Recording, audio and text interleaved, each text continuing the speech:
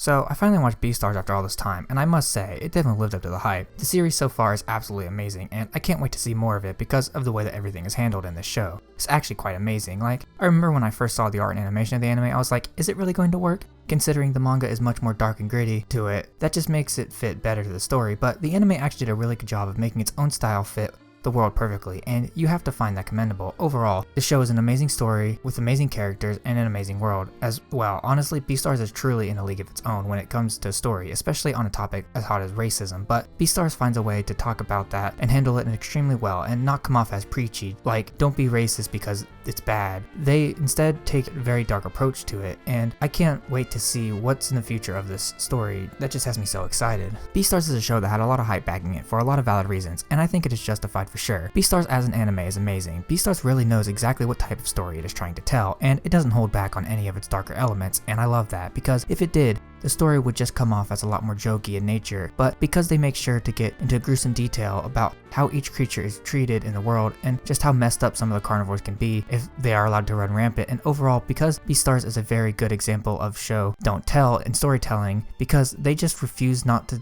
let us see just how fucked up some of these creatures can be, and I love it. Overall, Beastars is very dark and mature show that I would highly recommend to anybody that is into the more dark side of stories, because Beastars truly doesn't hold back in any of what it portrays. Its characters' bad sides, and it lets us know right away that no one in the world is perfect, and even people you thought were good can be terrible, and vice versa. Beastars truly is amazing, and I would highly recommend it to anybody who has yet to see it, because I promise you, it won't be disappointed. The characters in Beastars are all amazing. Even though the characters are animals, they feel very human, and that is insane because that is hard to pull off, but seriously, the characters in Beastars all feel real, and their personalities are great as well, and they allow us to learn more about the world and the people, and how they live, and how they treat each other. The characters in Beastars overall are amazing, and the author really knows how to write compelling and interesting characters. Legacy is a carnivore who acts like an herbivore. He is super kind and would never hurt anybody, but eventually he awakens to his true nature, but instead of using it to hurt and kill other animals, he uses his abilities and instinct to protect the people he cares about, which just makes Legacy that much cooler because he isn't just some vicious killer. He actually tries to help and protect those around him. Legacy is an amazing character that fits so well in the world of Beastars because of his unique and interesting personality. Haru is another character that is super interesting. Her character is one that has been bullied and discriminated against, but she never let that get to her, and she still keeps a very strong personality and doesn't let anybody mess with her, even when we learn that she is someone who uses sex as a means of feeling love instead of other things. She still seems like a very interesting character. When she gets kidnapped by the lion, she still tries to keep that strong-willed personality right up until she is about to be eaten, where she is finally terrified and doesn't want to die. Overall, her character is super interesting and great because she doesn't allow what people say to her or do to her to get her down, and she always tries to stay a lot more positive on the outside. Lewis is a character that when we first see him, he's an arrogant, pompous ass who thinks he can do anything and get away with it, and people around him let him act this way, but as more episodes go on, we learn the reason why he's an asshat, and that is because as a little kid, he was essentially just livestock and cattle to be fed to the carnivores until his father saved him from that life, and now he believes that he is the one who can save the herbivores from that life that he experienced, and honestly, I respect it. I can totally understand where he's coming from and why he acts the way he does, and hell, in the end, he actually sacrifices himself for Legacy and Haru, and you gotta love it. When I first saw the animation for Beastars, I didn't really like it because it was 3D, which can definitely look good, but most of the time, especially in anime, it looks pretty bad. But Beastars was able to make it work really well, despite the fact that it makes everything look drastically different from how the manga looks. The manga has a much more dark and gritty art style than the anime. The anime